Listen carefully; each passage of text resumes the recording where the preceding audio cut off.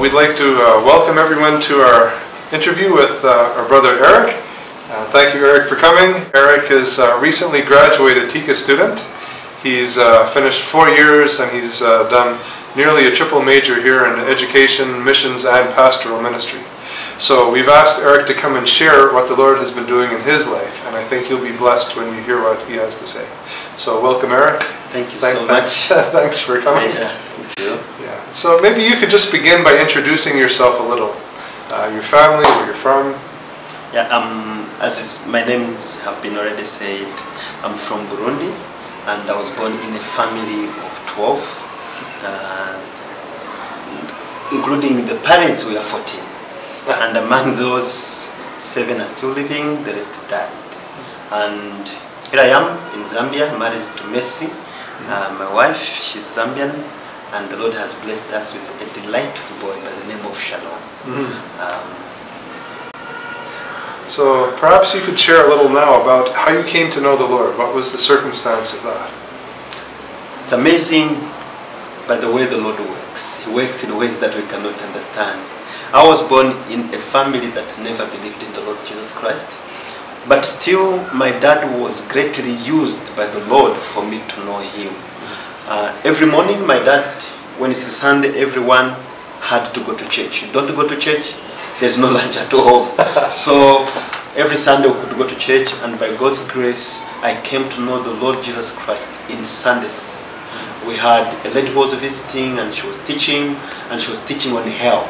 I was scared to death. And by the end of the gathering, I had to see her, and she helped me and led me to Christ. So that's how I came to know the Lord Jesus. Yeah. And so you've grown in your faith much since then. Amen. I mean, I think you shared that there's a point in your life where you committed to ministry, to serving God. Could you maybe just share about that? When I was growing up, I loved music. And I made a guitar out of a wood, and with that passion for music, my dad was so concerned. He bought me a guitar, and I was the happiest person in my own world. And with that guitar, every evening he could call me to come and play music for him. He used to take beer, but he couldn't go to the tavern. He was taking his beer from home. Now every evening when he wants to sleep, he could call me to come and play music for him. And as I played the music, that's how he could sleep. David and Saul. Exactly. Except he didn't throw any spears at you, know. Exactly. Good. Yeah. So, and he promised me that upon completing my secondary school, he would send me to a Bible school. I was very excited about that. But as you know, in Africa, the decision is made by everyone. And he consulted the rest of the family, and they said, no. If he does theology, he will become a pastor, and he will die poor. He will to the rest of the family. So instead, I ended up in a secular university, which I still believe it was God's will. Now, when I was in the university, the war broke out in the country, and it was difficult for me to go back home because the rebels were in between the city where I was schooling and my hometown. And so when they started progressing into town, all schools were declared closed, and people started moving the city in thousands. I went to consult with my pastor whether what I should do. Then he told me that, Eric, feel free to go. I am a pastor, I'm a shepherd. As long as there is still one person in the town, I cannot leave. And I told him, Pastor, I will remain with you. The rest of his family left him. So I remained with him, and after like some 30 minutes, the rebels captured the town. And that time it was difficult, you couldn't run anymore. In fact, most of the people who were running for their lives were killed by bombs, some just by bullets, because bullets were like rains. And it was a difficult time. We had to sleep on the floor, portrait. And these guys, after they took the city in ambush, they stopped shooting. Now they started breaking houses and butchering people with knives.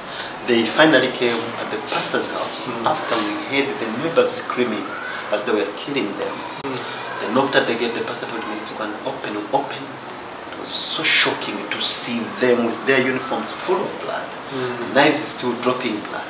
Then one of them talked to the pastor, say your last words. we have come for you. And the pastor said, do it quickly, we are also waiting for you, want to go to heaven. And they were so shocked.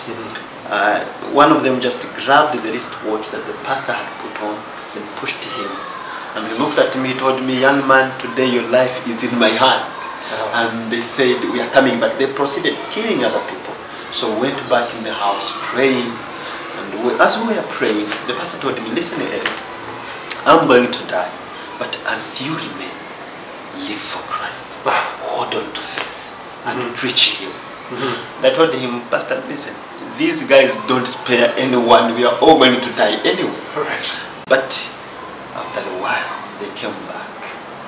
And one just shot the pastor. Pastor fell down and died. When he was turning his gun to shoot me, his fellow rebel grabbed that gun and pulled him backward. And they left the room. He was looking at me very angry.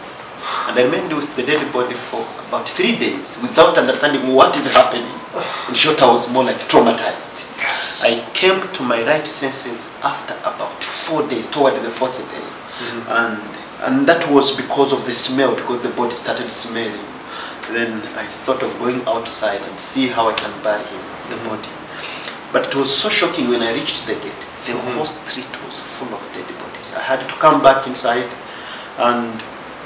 but I could not withstand the smell.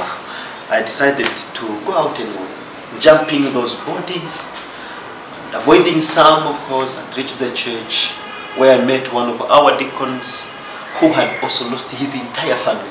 He wanted to go to Tanzania because he had his own personal boat. He had put them on the boat. He remembered that he needed to get some money. Now, when he had gone home, the rebels found them in the boat, and they just finished them all. When he came, he found the dead bodies and quickly rushed back. So we met at the church. He told me about what happened to his family, and I shared also what happened to the pastor. Helped me. We dug at the church and brought the body of the pastor and buried him there. And now, after that, I went through other events that I may not have enough time to share right now.